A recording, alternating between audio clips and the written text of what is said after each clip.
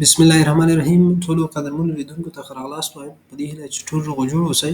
ګرانو لیدونکو لکه څنګه مې چې تاسو ته په تېرو ویډیوګانو کې د فرانسیس بشردوستانه ویزو ته یا د شینګن ویزو لپاره د انلاین فورم د ډکولو لاره در وښودله او بیا مې ورپسې د اپاینټمنټ لپاره تاسو ته ویډیو جوړه کړې وه. نو زیاتره دوستانو ثبت نامونه وکړل او اپاینټمنټونه واخیستل او په زیاترو باندې کوم اپاینټمنټونه اخیستل بند شول. نو بیا د فرانسې سفارت ویلې چې د آینده دپاره موږ تاسو ته یو ایمیل معرفي کوو چې هغې په ذریعه به مستقیم د سفارت سره تاسې په تماس کې کېږئ او خپل اپاینټمنټ به اخلئ. تېر ځل چې کوم اپاینټمنټ د په اخیستو دپاره دوی کوم ایمیل مشخص کړی و، نو هغه د یو وي اف اس یو شرکت د لارې به تاسې څه کول، د فرانسې سفارت ته به تاسې اپاینټمنټ بوک کولو. نو دغه شرکت په ذریعه باندې به موږ اپاینټمنټ اخیستو چې زیاتره دوستانو اخیستي دي. نو چې هر کله هغه اپاینټمنټونه زموږ بند شول، نو بیا اوس نوی ایمیل د فرانسې سفارت معرفي کړی دی.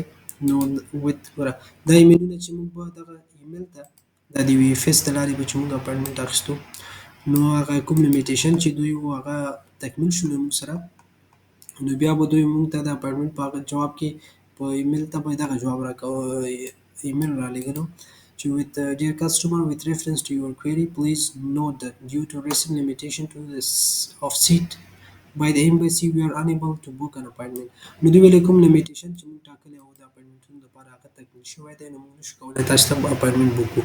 نو بیا د فرانسې سفارت د دې لپاره یو ځانګړی ټیم مشخص کړو چې تر څو د افغانانو لپاره دغه د ایمیګریشن پروسه مستقیما سفارت په لاس کې واخلي او دوی مخته یوسي. نو بیا دوی چې دی یو نوی ایمیل معرفي کړو چې دغه ایمیل دی او دغه ایمیل به زه تاسو ته د ایمیل کولو طریقه در وښیم چې څنګه تاسې باید د سفارت د ایمیل ته تاسې ایمیل واستوئ، خپل فایل ورسره د اپلیکیشن فورم ورسره اټیچ کړئ، پاسپورټ ورسره اټیچ کړئ او کوم تغییرات په دې کې دي چې تاسې باید هغه په نظر کې ونیسئ چې تر څو تاسې د ځان دپاره اپاینټمنټ بوک کړئ.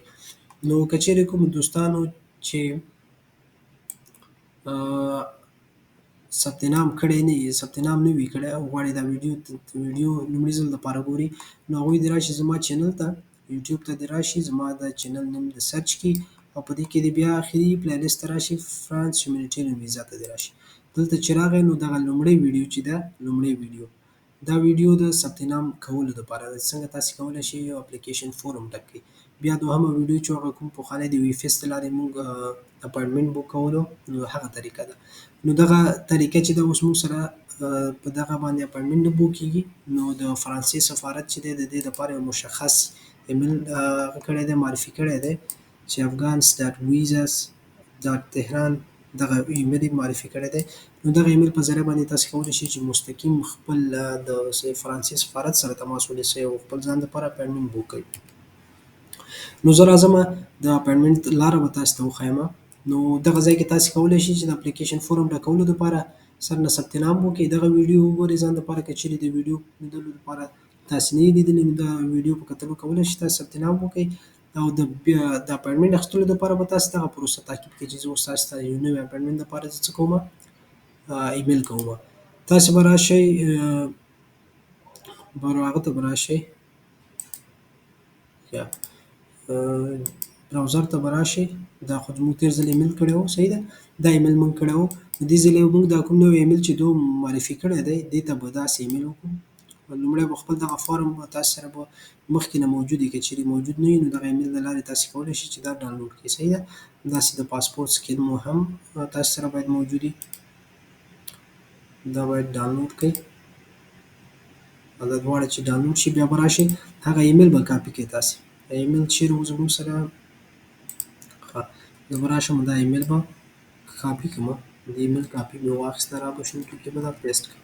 دلته به تاسې ټایټل به چې دي مخکې تېر ځل دپاره زموږ ټایټل په هغه پخواني ایمیل کې به څه شوی شینګن ویزا انټرویو، دلته به تاسې ورته ولیکئ چې هیومینیټیرین ویزا یا افغان ریفیوجي، صحیح ده، یا تاسې لیکلی شئ چې هیومینیټیرین ویزا یا افغان ریفیوجي ویزا، هر یو هغه چې تاسې لیکئ مشکل نه لري. نو بیا به دغه هغه به ټول راواخلئ، کاپي به یې کړئ، خپل مشخصات چې دي دا به دلته پیسټ کړئ. دې ځای کې به دا د شینګن ویزا به هم تاسې پاکه کړئ، دې ځای کې به همدا ورته ولیکئ چې افغان ریفیوجي ویزا به ورته ولیکئ، صحیح ده.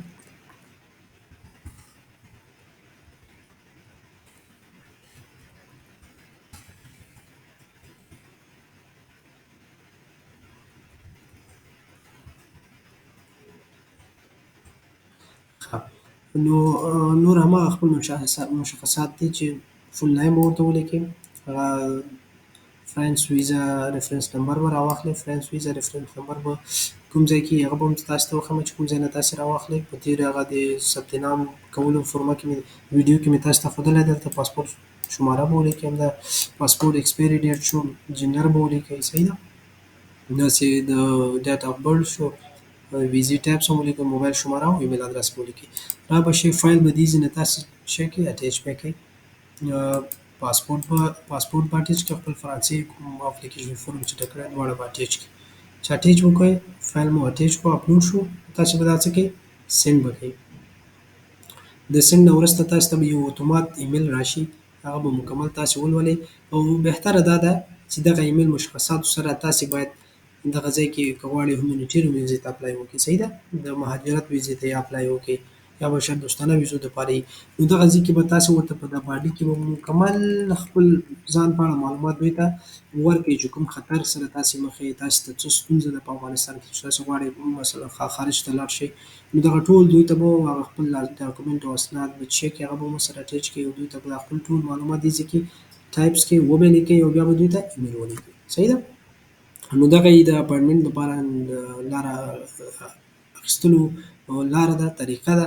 نو هغه دوستانو چې د وي اف اس د لارې اپاینټمنټونه اخیستي دي، نو هغوی دپاره انټرویو اپاینټمنټ چې دی 40 یورو دی. صحیح ده. نو دغه لارې مستقیم تاسې د سفارت سره تماس نیسئ او دغه کوم پیمنټ نه لري وي اف اس چې دی هغوی یوازې د انټرویو 40 یورو اخلي او بیا ورپسې به د ویزې فیس به هم اخلي. نو دا چې دی مستقیم بغیر د کوم پیمنټ نه تاسې کولی شئ چې د سفارت سره اپاینټمنټ واخلئ او اپاینټمنټ اخیستلو کې هم تاسې نه کوم پیمنټ نه اخیستل کېږي. نو دغه د اپاینټمنټ اخیستلو لاره وه. نو په دې هیله چې تاسې ټول په دغه باندې په همدې طریقه مخته لاړ شئ او ځان دپاره اپاینټمنټونه به وکړئ. نو د دوی د جواب دپاره به تاسې څه شئ، منتظر واوسئ چې تر څو تاسې ته د اپاینټمنټ وخت مشخص کړي. دا به تاسې سینډ کړئ. صحیح ده. دا چې تاسې سینډ کړئ اتومات ایمیل به هم تاسې ته راشي، هغه ایمیل به هم وګورئ. بیا به دا مکمل څه شی به شي، اپاینټمنټ دپاره به تاسې ایمیل په جریان کې شي او تر څو به انتظار وباسئ چې تر څو تاسې ته د اپاینټمنټ وخت مشخص شي. نو که کوم سوال او پوښتنه یې پیشنهاد وي تاسې کولی شئ چې موږ سره په کمنټ کې پرېږدئ او موږ به تاسې ته جواب درکړو. مننه.